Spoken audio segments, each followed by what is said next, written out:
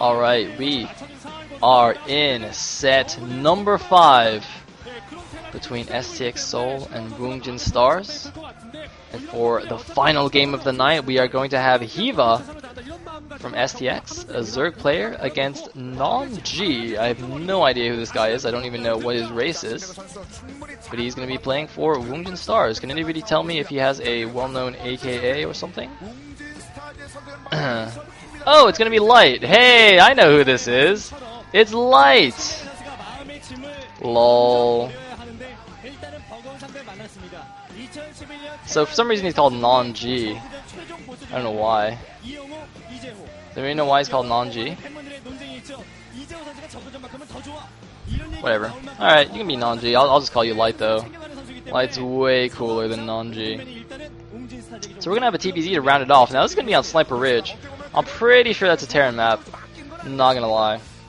Depending on all maps are Terran maps, so whatever. So this is not looking good for STX. I mean, Light is pretty good. He's one of Woongjin's heavy hitters, and Hyvaa is kind of meh. I think he lost a ZVZ against Effort recently, and that's all I remember of him.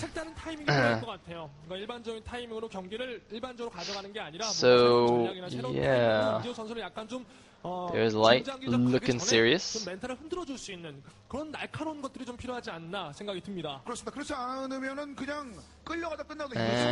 well, I guess we'll see what happens. If STX wins this, that's gonna be pretty crazy. STX fans are gonna be pretty happy about this. Looks like we're gonna let the commentators do their thing a little bit before the game starts. I don't know what we're waiting for. Come on, guys, start the game. I could just fast forward in the VOD, but that would be unsporting. What's that patience? Patience. Look, even Hyvaa's tired of waiting. He's like, come on, guys, let's go. Let's go, I want to own it up. I want to own it up.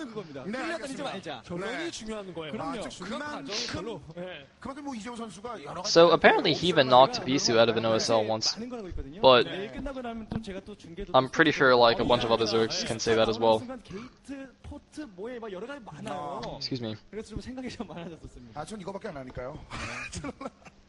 And I'm trying to think, like, who else is on STX that they would send? Like, Modesty?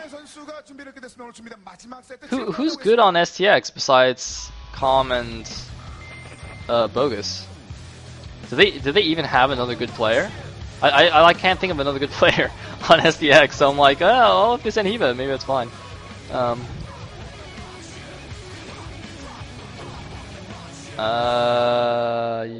I don't. Classic, Trap. Anyway, Light's TVZ is pretty damn good, so yeah, I guess Hyvaa's gonna need some luck here. So in the top left position, we have Mr. Hyvaa, the Zerg player. Look at him, he's breathing deeply. He's like, oh god, I'm playing Light on TV. I'm playing Light ZVT on a Terran favorite map. What do I do? What do I do? And there's Light, just another day at the office. It's all good. Light's just one of those guys that just doesn't have facial expressions. Like, I think he's actually the Terran that got owned by the Tempest Goon, right? The famous Tempest Goon. If you're a Brood War newbie and you don't know what I'm talking about, you have to go watch that VOD. Go just look up like Tempest versus Light on some map with a reverse ramp. I can't remember. But Light BBSs and Tempest just wins with a Dragoon. And as far as I remember, Light just like didn't even have an expression. He was like, oh, I just got owned by a Dragoon. Oh well. Anyways, looks like Hyvaa's Overlord is going to scout vertically. He's scout in the wrong direction. So that is not so nice for him.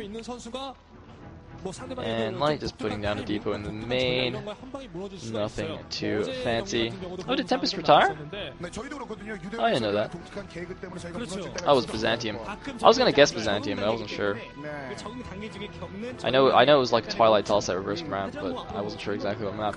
Anyways, the scouting pattern, by the way, to scout vertically is correct. I guess on this map, Sniper Reggie would scout counterclockwise as he's doing. The standard scouting pattern for Zerg is to go towards the closest natural to you, so you can kind of just keep that first Overlord hovering over the cliff at the natural. That is present on pretty much, well, it's present on most maps.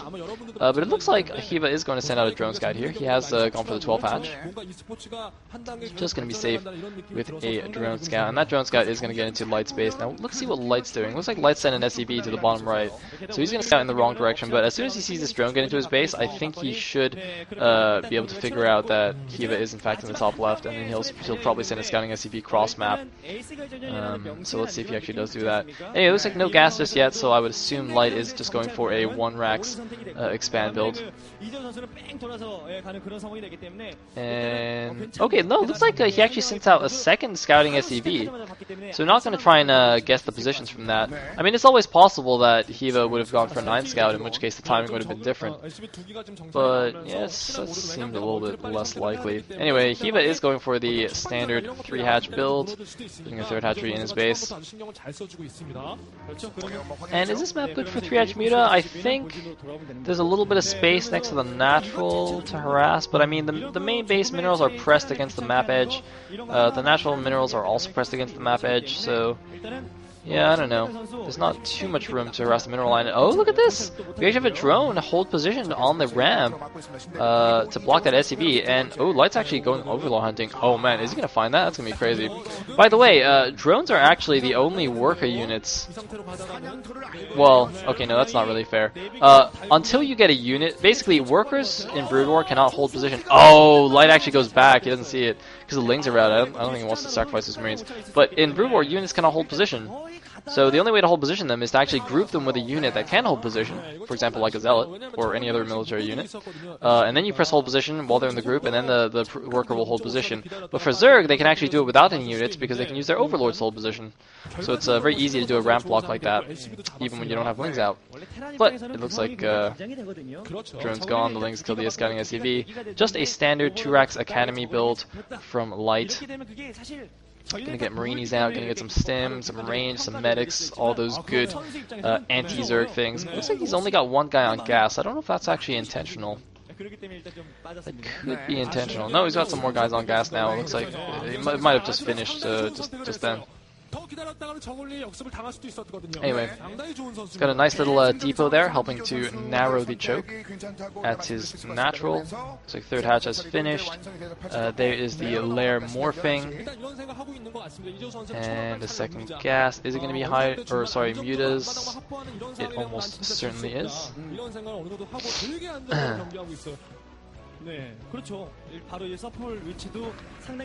Looks like Chogling's taken down. And we have a safety sunken at the front. Evolution Chamber.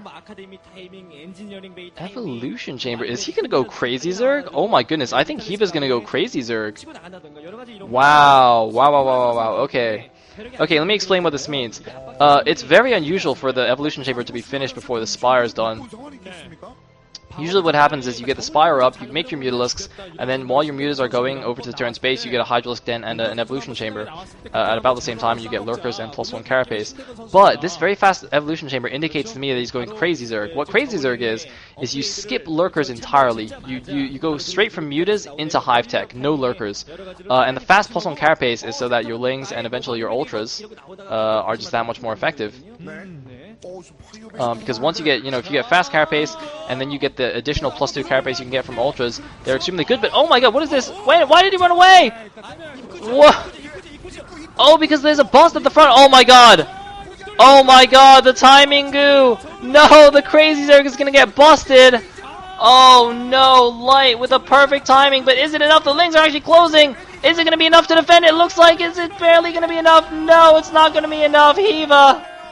Hiva's getting busted at his front. He was going crazy, Zerg, but he's just gonna die. Oh my god, we almost saw an amazing strategy, but we didn't.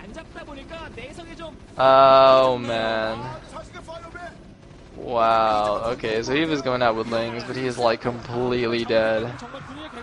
Oh, Hiva, how did you not see that coming? Marine! Oh, looks like the drones finish off the Marine. I hope he just builds like 5 Sungans right now. Man, that was a little bit sad for Hiva. Now he does have Mutas out, and Light did use up all his Marines. I don't actually know how many drones died in that attack. Looks like he's gonna chase down that one Marine. Actually, wait a minute. Wait a minute, how many Marines does Light still have? Okay, looks like Light still has a handful of Marines. He's getting his turrets up. But it's so funny because, like, seriously, like 2 days ago, I watched Michael try this against some Terran I can't remember in Gosu Cup, I think, and he got busted exactly the same way. Apparently, if you go crazy there, there's like you're really vulnerable to this kind of early sunken break here from Terran. That's quite interesting. Anyway, looks like the Muta's gonna go in here. I mean, he's gonna have to do so much damage with these Mutas to catch up from that. He lost a lot of mining time. He lost a couple of drones. Once again, I'm not actually sure how many drones he actually lost. Looks like we do have the factory finished with a machine shop. I don't know why the Observer's so excited about that. He's getting a sea shank. Good, pretty standard. Anyway, looks like we have a drone at the bottom left going to take a faraway third base. That's pretty normal. Zergs will usually take their third at another main because that allows them to just put 2 lurkers at the top of a ramp and defend basically infinite numbers of medic marine. It's also, you know, takes longer for the Terran to get there, so their Mutas have more time to do their shenanigans.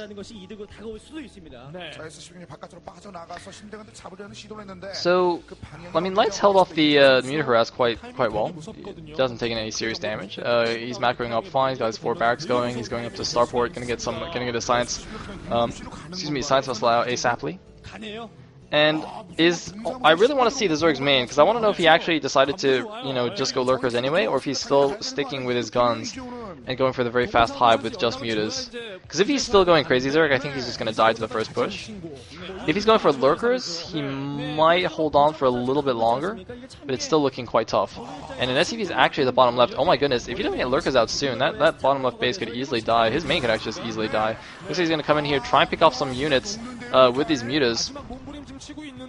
Not really killing too much. I really wish the Observer would just take a quick peek at the Zerg's main. Looks like now we are going to see main. Okay, he did make Hydras. He is going to make lurkers. He's not just going to go crazy Zerg. I assume that was his intention actually. It might have just been for a normal fast +1 or I can't really say normal, but it might have just been for a fast +1 carapace and then still going lurkers anyway. I can't say for sure. Anyway, Muta's flying around here. I mean, he's doing a good job trying to abuse this cliff to pick off these Marines, but here comes the attack, and the Sungans, 2 Sungans barely finished. I don't think the 2 Sungans are nearly enough. Oh man, that is so many so many medic marine. It looks like they're even going to get 2 overlords for free here. Hiva making a mistake. He's got some Lings on the backside, trying to pick off some reinforcements. It looks like the Mutas and Lings are going to pick off a Sea Shank and a few Marines here that were coming to reinforce. But now the break is going in. Light sieging up. The 2 Sungans going to go down instantly. And that is just so many forces. There is nothing that Hiva can do about this. He's got 2 lurkers at the natural. Oh man, I wonder maybe if he picks off the science vessel as it tries to come to the army, maybe he can survive a little bit longer. I really don't think so though. This is looking really bad for Hiva. Light just with the perfect timing there, the break at the beginning of the game, and then just carrying that forward here into the mid game. But Hiva doing a nice job catching a lot of units, catching a lot of reinforcements as they come. But the natural hatchery has gone down. Hiva has no more natural. He has the bottom left base. I don't know how close he is to a hive. If somehow he's been going up to hive this whole time, maybe. No, I don't think that even if he has hive now, I don't think his fire mound will be done nearly in time. So anyway, that is going to be that. Those 2 lurkers morphing are going to get taken down as they pop. Looks like he's just sending in some links so the lurkers do borrow, but there's a scan, and oh, a nice skewer there from the lurkers, but they do go down, and looks like the last of the Mutas were sacrificed as well. to buy some time, and GG from Hiva. Light closing it out for STX Seoul. STX, they were down 1-2 in the series, but pulling it back for the 3-2 victory. Hiva not too happy about that. And it looks like STX fans will have to wait another day for their victory, because Woongjin Stars has taken it here 3-2 over STX Seoul. This is the SK Planet Pro League Week 2. Congrats to Stars. But that was a very nice series. So I'm quickly going to play a commercial and then make some announcements, I guess.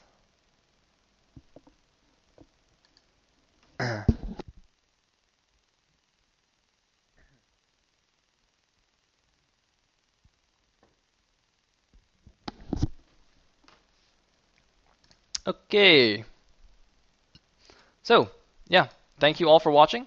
Now, I do have a YouTube channel, but I think I'm going to have to start uploading the VODs to Blip TV because of the lovely international esports group, which is now blocking all VODs on YouTube from me and from Novake. So we can't upload SPL.